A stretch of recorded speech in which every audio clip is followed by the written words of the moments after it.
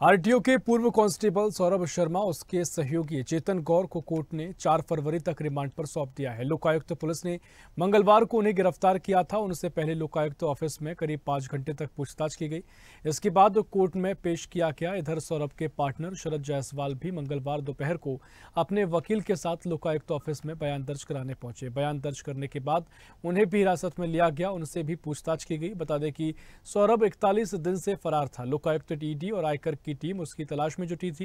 तीनों एजेंसियों को चकमा देकर सौरभ सोमवार को अपने वकील के साथ भोपाल में लोकायुक्त की विशेष कोर्ट में सरेंडर करने पहुंचा था। हालांकि कोर्ट ने उसे मंगलवार 11 बजे हाजिर होने के आदेश दिए। मंगलवार को लोकायुक्त ने उसे कोर्ट परिसर के बाहर से गिरफ्तार कर लिया था।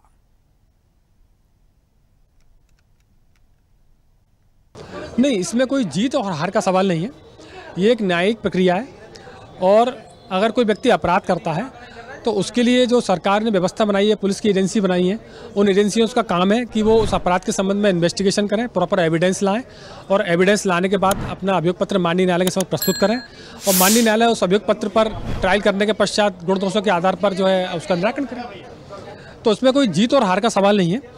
ये तो एक प्रक्रिया है। उस प्रक्रिया के अंतर्गत माननीय न्यायालय द्वारा अभियोजन के तर्कों से और जो पुलिस की जो केस डायरी थी और उसमें जो अभी तक की एविडेंस है उससे जो है सहमत होते हुए पुलिस रिमांड स्वीकृत किया है। उसमें कहाँ पर आपको कोई इसमें विधि विरुद्ध बात नजर आती है? उसमें मुझे तो कोई विधि विरुद्ध बात नजर नहीं आती।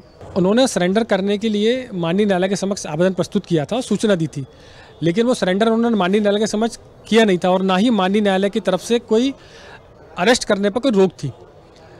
लोकायुक्त पुलिस को जहां से इनपुट मिला उस इनपुट के आधार पर जहां आरोपी मिला वहां से उन्होंने उनको अरेस्ट कर लिया। इसमें कहीं कोई असंवैधानिकता और विधि विरुद्ध कोई कार्रवाई नहीं की। तो एविडेंस आएगा, जब चार्जशीट फाइल होगी तब ये तो किस तरह रखेंगे, तब आप आइएगा, तब आपको कोर्ट में आप देखिएगा कि किस तरह पक्ष रखा जाता है। इस न्यायालय से भ्रष्टाचार करने वालों को बड़ी सजा और कड़ी सजा ही मिलती है और मैं उम्मीद करता हूँ कि इस मामले में भी बड़ी और कड़ी सजा मिलेगी। हाँ, माननीय न्यायालय ने अपने आदेश में उल्लेख किया है कि कस्टडी के दौरान उनके परिवार को मिलने की अनुमति के संबंध अधिवक्ता और उनके पारिवारिक नजदीकी माँ को। भोपाल कोर्ट ने भोपाल गोल्ड एंड कैश मामले में आरोपी सौरभ शर्मा और उनके सहयोगी चेतन सिंह गौर को 7 दिन की रिमांड दी है और 4 फरवरी तक ये दोनों लोकायुक्त पुलिस की रिमांड पर हैं। और हमारे साथ हैं राकेश पाराशर जी। सर, आज कोर्ट में प्रोसीडिंग क्या हुआ? कोर्ट में प्रोसीडिंग न्यायालय में उन्होंने रिमांड मांगा था 4 तारीख तक और ये कहा था आपको इनसे जांच करनी है, इसकी इंक्वायरी करना है, इनसे कुछ जब्ती करना है, कुछ कागज बरामद करना है, इसलिए हमको रिमांड दिया जाए। तो कोर्ट ने कहा ठीक है। आपने आपत्ति की कि जब वो आदमी स्वयं चल के आ रहा है तो रिमांड किस खास का? आपने आपत्ति लगाई थी कि इलीगल अरेस्टिंग हुआ, वो पेंडिंग है। कोर्ट ने क्या कहा? पेंडिंग है। और अब ये कितने दिन तक रिमांड पे रहेंगे? 4 तारीख तक। आपने इनकी जान को भी खतरा बताया था। कस्टडी में सेफ है? अब कस्टडी वाले से पूछे, मुझसे क्या पूछ रहे? नहीं, आपको क्या लगता है इतना बड़ा मामला है, बड़े बड़े राजनीतिक लोग भी शामिल? छोटा मामला है मेरी नज़र में। सर, इसमें कोई पॉलिटिशियन मतलब इन्वॉल्व नहीं है? इससे पॉलिटिशियन से हमको मतलब नहीं है। हम तो केस डायरी से पकड़ते हैं, केस डायरी में कुछ नहीं है ऐसा। तो वो अब न्यायालय के संज्ञान में आ चुका है ना। केस डायरी में से क्या है जिससे आप कॉन्फिडेंट? अरे जो उन्होंने लिखा है कि हमको इससे बरामद करना है, ये उसमें किसी का नाम तो उजागर किया नहीं है।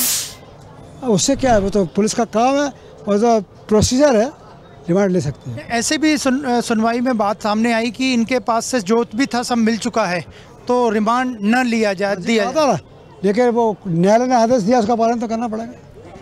तो ये थे हमारे साथ राकेश पाराशर जी। उनका साफ कहना है कि सौरभ शर्मा उनके क्लाइंट और चेतन सिंह गौर न्यायालय के आदेश का पालन कर रहे हैं और वह 7 दिन यानी 4 फरवरी तक लोकायुक्त पुलिस की रिमांड पे हैं।